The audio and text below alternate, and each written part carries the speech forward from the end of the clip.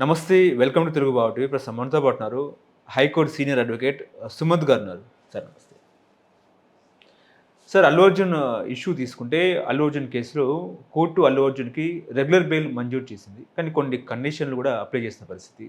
ప్రతి ఆదివారం పోలీస్ స్టేషన్‌కి వచ్చి సంతకం పెట్టాలని చెప్పేసి. ఇవాళ ఆయన కిమ్స్ హాస్పిటల్‌కి వెళ్తానంటే మళ్ళీ నోటీసులు జారీ చేసింది. ఎస్ఐ వచ్చి అల్లు అర్జున్‌కి నోటీసులు ఇచ్చారు. అందులో ఏంటంటే మీరు దయచేసి కిమ్స్ హాస్పిటల్‌కి వెళ్ళవద్దు అని చెప్పేసి. ఇప్పుడు కోర్టు బెయిల్ మంజూరు చేసింది. అయినా కూడా ఎందుకు మరి నోటీసులు ఇచ్చారు? అల్లు అర్జున్ మళ్ళీ కిమ్స్ హాస్పిటల్‌కి పోతే ఏమయ్యే అవకాశం ఉంది? అంటే కోర్టు బెయిల్ ఇచ్చినప్పుడు, కోర్టు బెయిల్ మంజూరు చేసినప్పుడు దాంట్లో ఫస్ట్ కండిషన్ ఏంది అనంటే, ఈ కేసు యొక్క ఇన్వెస్టిగేషన్ చేయడానికి ఎటువంటి ఇన్వెస్టిగేషన్‌లో కూడా ఇన్వెస్టిగేషన్‌కి అవరోధం కలిగించే ఏ పని కూడా అనేది first condition any bail. Okay. General బెయిల్‌లో మీరు డబ్బులు కట్టినా, షూరిటీ ఇచ్చినా, ఇయ్యకున్నా ఫస్ట్ కండిషన్ కోర్టుది ఏముంటుందంటే ఇన్వెస్టిగేషన్‌కి ఏ రకమైన అవరోధం జరగకుండా ఉండడం అనేది ఒకటి ముఖ్యంగా. ఇప్పుడు అల్లు అరవింద్ కిమ్స్ హాస్పిటల్ పోవడం వల్ల అల్లు అర్జున్. సారీ ఇప్పుడు అల్లు అర్జున్ కిమ్స్ హాస్పిటల్కి పోవడం అని అంటే కిమ్స్ హాస్పిటల్ దేనికోసం పోతున్నాడు అంటే అక్కడ గాయపడ్డ అబ్బాయిని చూడడానికి ఆ బాబుని చూడడానికి పోతున్నాను. ఆయన directly related to the case. ఎవరైతే విక్టిమ్ ఉన్నాడో ఆ విక్టిమ్ వల్లనే ఈ కేసులన్నీ కూడా యాక్చువల్గా స్టార్ట్ అయినాయి. ఆ విక్టిమ్ వాళ్ళ ఫాదరే కంప్లైనెంట్. ఈ ఇన్వెస్టిగేషన్ జరుగుతున్న దాంట్లో ఈయన పోయి అల్లు అర్జున్ పోయి అక్కడ ఏ రకంగా వారిని ఇన్ఫ్లుయెన్స్ చేస్తాడు అనే అవకాశం ఉంటుంది అని పోలీసు వాళ్ళు అనుకున్నప్పుడు నువ్వు అక్కడికి పోవడానికి వీల్లేదు అని చెప్పి నోటీస్ ఇచ్చే హక్కు వాళ్ళకు ఉంది. రెండవది మనకంటే మామూలుగా మీడియా ప్రకారంగా అందరికీ ఏమనిపిస్తుంది అంటే ఆడ పోయి పరామర్శించలేదు అనేది ఒకటి. ఎవరిని అల్లు అర్జున్ పోయి వాళ్ళని పరామర్శించలేదు అబ్బాయిని.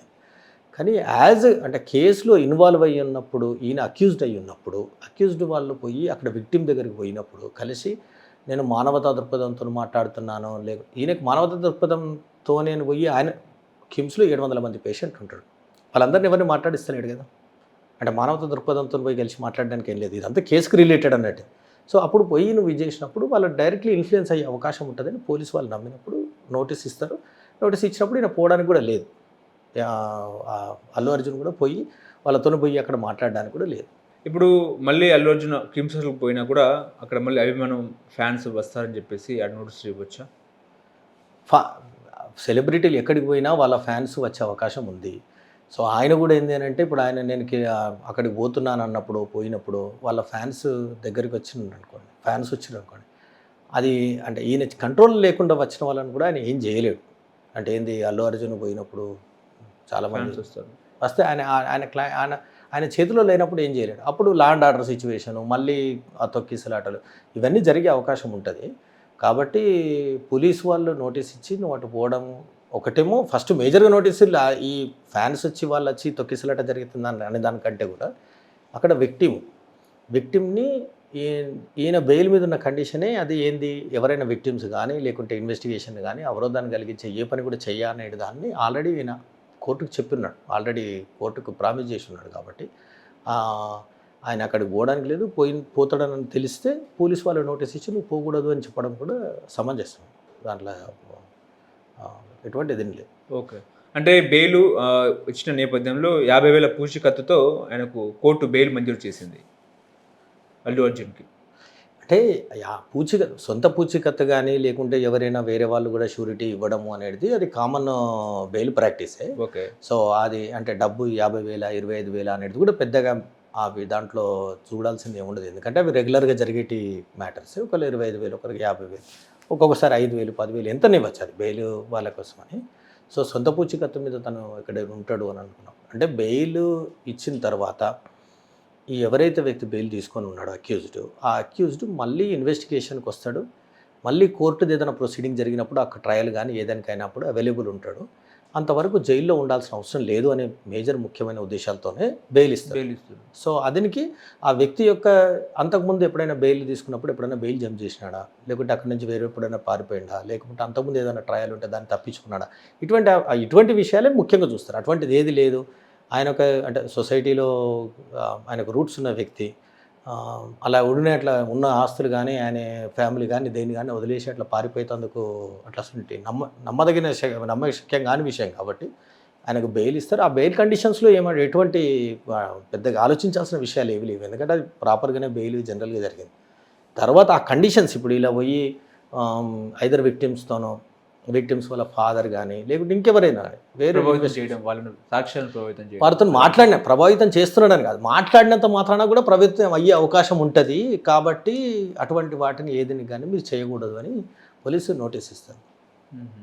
అందుకే వాళ్ళు నోటీస్ ఇచ్చారు, అంతే కదా. ఇప్పుడు బయట దేశాలు వెళ్ళిపోకుండా కూడా కోర్టు అబ్జెక్షన్ పెట్టే అవకాశం ఉందా? బయట దేశాలకు పోకుండా ఉండడము అనేది కూడా యాక్చువల్గా కోర్టు చాలాసార్లు ఎవరైనా సరే ఒక వ్యక్తి ఫ్రీ మూమెంట్ అనేది పొలిటీషియన్ కానీ చిన్న కామన్ మ్యాన్ అని ఎవరైనా సరే right for the free moment అనేది ఒక ఫండమెంటల్ రైట్. అది ఎవరైనా ఎక్కడికైనా పోవచ్చు, ఎక్కడికైనా ఉండడానికి వాళ్ళని రెస్ట్రిక్ట్ చేయడం అనేది అది ఫండమెంటల్ రైట్ యొక్క ఉల్లంఘన అని కోర్టు చాలాసార్లు చెప్పింది.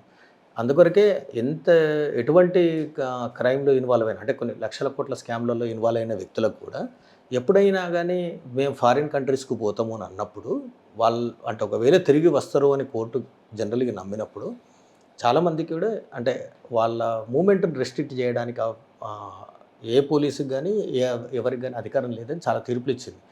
జనరలీ వీళ్ళు ఎల్ఓసి అని అంటారు, లుకౌట్ సర్కులర్ ఇష్యూ చేస్తారు. సో దట్ వాళ్ళకి దేశం దాటిపోకుండా ఉండడానికో లేదంటే దేశం దాటి వచ్చినప్పుడు వాళ్ళని అక్కడ పట్టుకోవడానికి పోలీసు వాళ్ళు ఇచ్చేస్తారు. సో అల్లు అర్జున్ పైన కూడా ఎల్ఓసి జారీ చేసే అవకాశం ఉంటుంది. కానీ ఆయన మళ్ళీ పోతే రాడు అనే నమ్మకం పోలీసు వాళ్ళకి ఎందుకు ఉంది అనే విషయాన్ని కూడా వాళ్ళు చెప్పగలగాలి. అంతేగాని ఇష్టం ఉన్నట్టు ఎల్ఓసి రిలీజ్ చేస్తానంటే కూడా కోర్టు ఒప్పుకోదు. ఇప్పుడు ఈ రోజుకైతే ఆయన ఎటు తిరగడానికి కండిషన్స్ ఇప్పుడు వారం రోజులు వచ్చి సంతకం పెట్టి పోతున్నాడు.